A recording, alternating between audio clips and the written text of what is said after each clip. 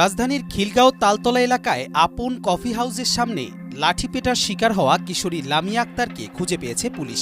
বিষয়টি নিশ্চিত করেছেন রামপুরা থানার ভারপ্রাপ্ত কর্মকর্তা মোহাম্মদ আতাউর রহমান আকন্দ। জানা গেছে, বিভিন্ন গণমাধ্যমে সংবাদ প্রচার করার পর বিষয়টি লামিয়ার আত্মীয়দের নজরে আসে। এরপর লামিয়ার বাবা লামিয়াকে নিয়ে রামপুরা থানায় যান। তরুণীরও বিভিন্ন আত্মীয় স্বজন এই জিনিসটা দেখছে, দেখার পরে তারা খোঁজখবর নিয়েছে, শনাক্ত করছে যে এই ঘটনাটা এই আপন কফি হাউসের মালিক গ্রেপ্তার হয়েছে, বা মালিক বলতে আপন কফি হাউসের লোকজন আর কি, ম্যানেজার আর এই যে কর্মচারী আলামিন এবং শুভ। তারপরে তারা গতকালকে আমাদের ওই মেয়ের ভিক্টিমের বাবা সহ আমাদের থানায় চলে আসে।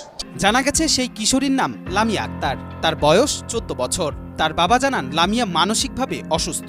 তার বাবার নাম মোহাম্মদ মামুন, পেশায় একজন বাস ড্রাইভার। দুই বোনের মধ্যে লামিয়া বড়। সে তার বাবা মা সহ রাজধানীর দক্ষিণ মুগধার ব্যাংক কলোনিতে বসবাস করেন। তার বাবার নাম হলো মামুন, সে হলো বাসের ড্রাইভার। তার বাসা হলো দক্ষিণ মুগধা ব্যাংক কলোনি। তার বয়স 14। তার নাম হলো লামিয়া আক্তার। না, কিছু করে না, মানে পড়াশোনা করে না, এরকম কিছু করে। থানায় প্রাথমিক জিজ্ঞাসাবাদে পুলিশ জানতে পারেন, মানসিক সমস্যা থাকায় প্রায় সময় সেই তরুণী ওই এলাকার বিভিন্ন রেস্টুরেন্টে খাবার ও টাকা চাইত। সেদিনও আপন কফি হাউসে সে খাবার ও টাকা চেয়েছিল। এতেই এক পর্যায়ে ঘটে এমন অপ্রীতিকর ঘটনা। তবে লামিয়ার সাথে কোনো কিশোর গ্যাং কিংবা সংঘবদ্ধ চক্র নেই বলে জানান রামপুরা থানার ভারপ্রাপ্ত কর্মকর্তা মোহাম্মদ আতাউর রহমান আকন্দ।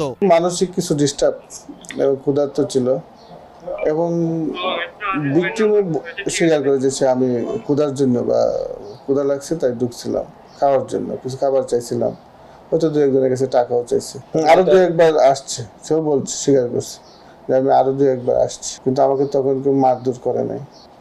এবং সে বললো যে আমাকে তারা খাবার চাইছি, খাবার না দিতে পারে, কিন্তু আমাকে তো মারতে পারে না, আবার এটুকু সে বললে।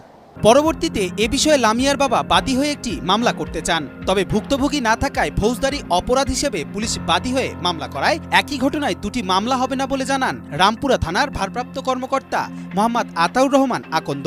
পরবর্তীতে থানা থেকে লামিয়াকে আদালতে পাঠানো হয় এ বিষয়ে জবানবন্দি দিতে। মামলা করবো আপন কফি হাউসের বিরুদ্ধে।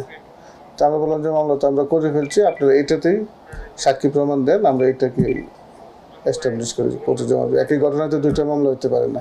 বাই যারা জবানবন্দি রেকর্ড করে দিন, বিজ্ঞ আদালতে প্রেরণ করি, ম্যাজিস্ট্রেটের সুপর্দ করি, ওইখানে ভিকটিম তার বিস্তারিত ঘটনা প্রকাশ করি। একজন মানসিকভাবে অসুস্থ জেনেও এভাবে গায়ে হাত তোলা কোনোভাবেই উচিত হয়নি দাবি সাধারণের। মেয়েটাকে এভাবে মারাটা উচিত হয়নি, এই জিনিসটা পুলিশ কমপ্লেন করা উচিত ছিল।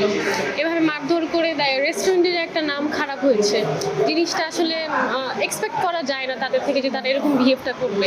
এইখানে আপনার একটা ছেলে দেখলাম যে একটা লাঠি দিয়ে দুটো বাড়ি দিয়েছে, এটাও আসলে ঠিক হয় না।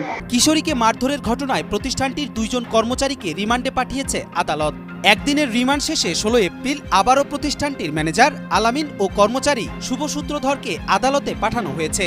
এদিকে এমন ঘটনায় নিজেরা আইন হাতে তুলে না নিয়ে পুলিশের সহযোগিতা নেয়ার আহ্বান জানায় প্রশাসন।